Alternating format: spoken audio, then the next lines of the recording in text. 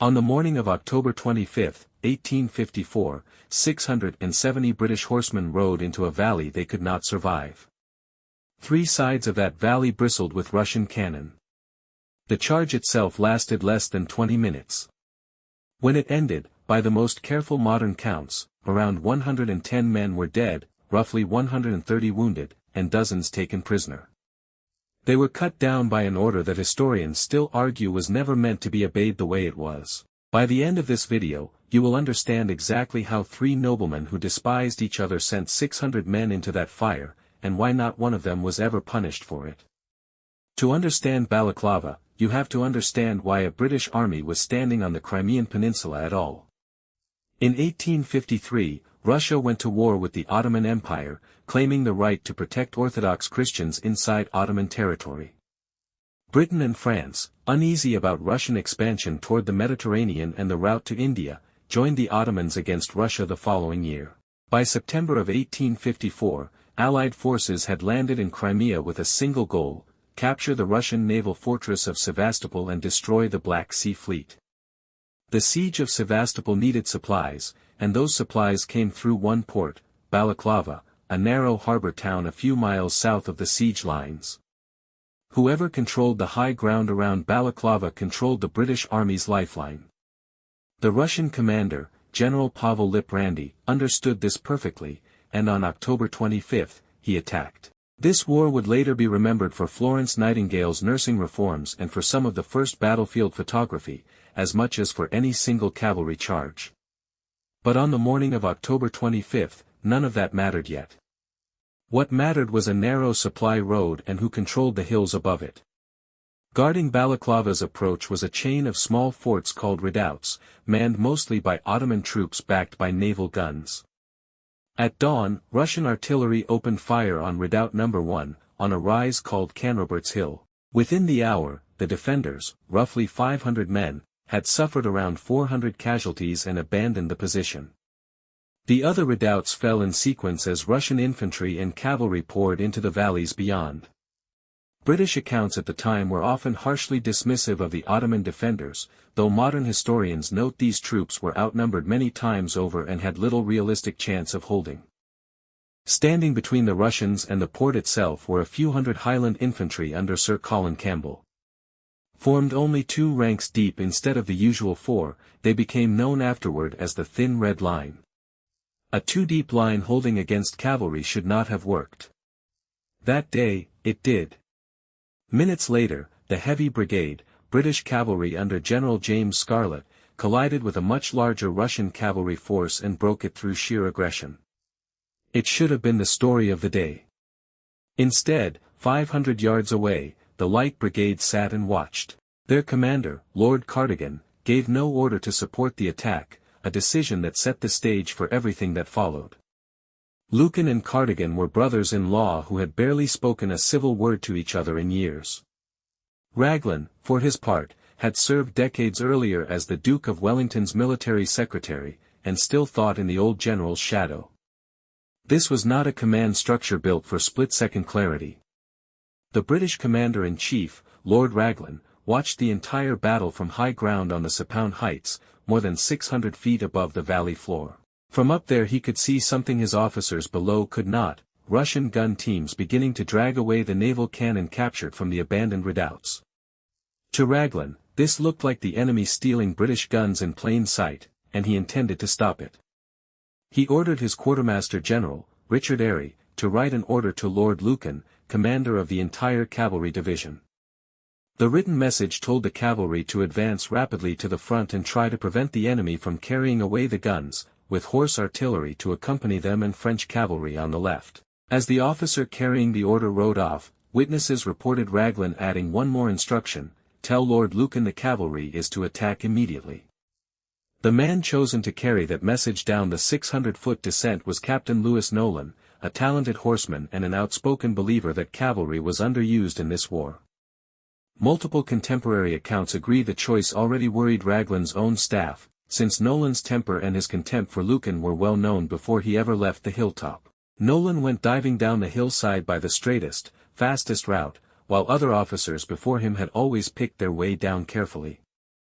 From the valley floor, Lord Lucan could not see what Raglan saw from above. The only guns visible to him were the in-placed Russian artillery a mile down the North Valley, not the captured naval guns on the causeway heights that Raglan actually meant. When Nolan handed him the order, Lucan read it slowly, later admitting he saw at once how impractical it seemed. He asked what guns, and what men, Raglan actually meant. According to Lucan's later account, Nolan flung his arm toward the far end of the valley and said, "There, my lord, is your enemy, there are your guns." It is one of the only lines from that morning we have on record from a direct participant, and even it is disputed, since Nolan died minutes later and could never give his own version. Lucan rode to Cardigan, his brother-in-law, a man he could barely stand to speak to, and passed on the order. Cardigan, by his own later account, pointed out that Russian guns waited dead ahead, with batteries and riflemen lining both flanks. Lucan is recorded as answering that he knew it, but Lord Raglan would have it, and they had no choice but to obey. Cardigan saluted, turned his horse, and rode to take command of his 670 men.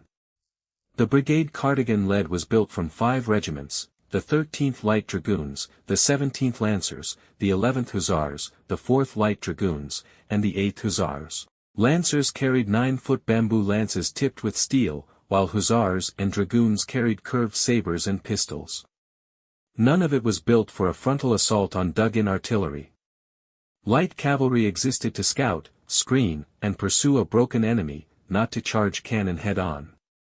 Everyone in that valley, from private to colonel, understood the tactical textbook said this should not be happening. At around 11:10 in the morning, the Light Brigade moved off at a trot, then a canter, down a valley more than a mile long. Russian gun batteries lined the Feud heights on their left, the causeway heights on their right, and 8 cannon waited dead ahead. Cardigan led from the front, sword drawn, in a straight, disciplined line that Russian officers watching from the heights reportedly mistook at first for a feint. Louis Nolan, who should have stayed behind with Raglan's staff, instead rode out ahead of the advancing line, sword raised, shouting and gesturing. He may have been trying to redirect the charge toward the causeway, the target Raglan had actually meant all along. Before anyone could act on whatever he intended, a shell fragment struck him in the chest. He was very likely the first man killed in the charge, and the one person who might have stopped the mistake in time died before he could explain it. For the next several minutes, 670 men rode directly into cannon fire from 3 directions at once. Waiting at the far end of the valley was a Russian battery of roughly 12 guns, backed by thousands of cavalry and infantry.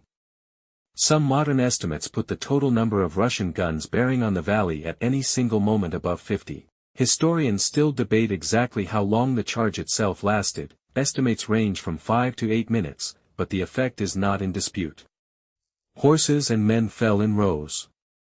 Gaps opened and closed as survivors pressed forward without breaking stride. The line that reached the Russian guns at the end of the valley was a fraction of the one that had started. Those who made it cut down gunners at their own cannon and briefly scattered part of the Russian cavalry massed behind it. It was, by any technical measure, a successful cavalry action against the position it reached. It simply reached the wrong position. Survivors then had to ride back the same mile, through the same crossfire, this time with Russian cavalry in pursuit. A French cavalry regiment, the 4th Chasseurs d'Afrique, charged up the Feud heights to silence Russian guns on that flank and cover the retreat. That intervention likely saved a significant number of British lives, and cost the French around 38 casualties of their own. Captain Godfrey Morgan of the 17th Lancers survived the ride on his horse, Sir Briggs, who lived on for years afterward as something of a celebrity. Sergeant Frederick Peake of the 11th Hussars took cannon fire to the arm and kept the ruined coat for the rest of his life. Accounts like these survive because so many participants later gave interviews or wrote memoirs, making this one of the best documented disasters of the century. Watching from the heights, the French General Pierre Bosquet is said to have summed up what he had just seen in a single sentence: "It is magnificent, but it is not war." That line has outlived almost everyone who was actually there that day. Exactly how many men and horses were lost has never been fully settled, and any honest account of Balaclava has to say so directly. Of roughly 670 men who rode into the valley, credible modern estimates place the dead near 110 to 120. Estimates put the wounded near 130 to 160, and prisoners somewhere between 45 and 60. Horse losses are even harder to pin down, with figures ranging from roughly 300 to nearly 500 animals killed or destroyed afterward. 19th-century newspapers, official dispatches, and modern historians all give slightly different totals, and this is a case where the sources genuinely disagree. Even the question of whose fault the disaster was has shifted over time. Early accounts pinned the blame squarely on Lucan and Cardigan's mutual hatred. More recent historians, working from soldiers' letters and diaries rather than official reports, have argued the vague wording of Raglan's own order deserves just as much scrutiny. Let's put the chain of events back together, because it is easy to lose track of who did what. Raglan, watching from a hilltop, wrote an order about guns he could see that Lucan could not. Nolan carried that order down and, by Lucan's account, pointed toward the wrong target entirely. Lucan passed the order to Cardigan, who objected on the record and was overruled. Cardigan led the charge exactly as ordered, in a straight line, into three-sided fire. Every man in that chain did something defensible by his own account, and 670 men still rode into a valley that killed or wounded roughly a third of them. In the weeks that followed, the recriminations began almost immediately. Raglan blamed Lucan for executing an order too literally, without exercising judgment. Lucan, furious, demanded a formal inquiry and was recalled to London, where he spent years publicly defending his conduct. Cardigan, despite commanding the doomed charge, returned home something close to a hero in the public eye, and gave lectures on the action for the rest of his life. Raglan died of dysentery within the war itself, in June of 1855, without ever fully clarifying his intentions in that order. With Raglan and Nolan both gone, the two men most able to explain the order's true meaning were dead, and the dispute has never been conclusively resolved. 6 weeks after the battle, the poet laureate Alfred Lord Tennyson read a newspaper account and was reportedly so struck by it that he wrote a narrative poem within minutes. Published on December 9, 1854, it turned a costly tactical blunder into one of the most famous depictions of disciplined obedience in the English language. It is largely because of that poem that the charge is remembered today far beyond its actual military significance. By most assessments, the battle itself was a minor, largely indecisive clash. Some historians argue its outsized place in memory says more about the power of verse than about its impact on the war. The phrase describing the ground the cavalry rode through, the Valley of Death, came directly from that poem, and it stuck so firmly that it is still how the site is remembered today. Survivors of the charge were still giving newspaper interviews and attending reunion dinners more than 20 years later, their numbers slowly dwindling with each anniversary. So was the charge of the Light Brigade heroism, or incompetence? Most historians now argue it was both at once, genuine discipline and courage in the ranks, wasted by a chain of command built on personal rivalry and vague instructions. Which of the three, Raglan, Lucan, or Cardigan, do you think carries the most responsibility? Every figure and quotation in this video is sourced from the National Army Museum, the British Battles Archive, contemporary newspaper reports, and modern military histories, with full links in the description below. If this kind of detailed, ground-level account of a single battle is what draws you in, the single best book on this exact event rebuilds the charge almost minute by minute from survivors' own letters and journals. The link is in the description below, and picking it up there costs you nothing extra, but helps support this channel directly. If you want the full context of the Crimean War, or the other battles covered on this channel, there are links to related videos on screen now and in the description. Subscribe if you want more of this, and I will see you in the next one.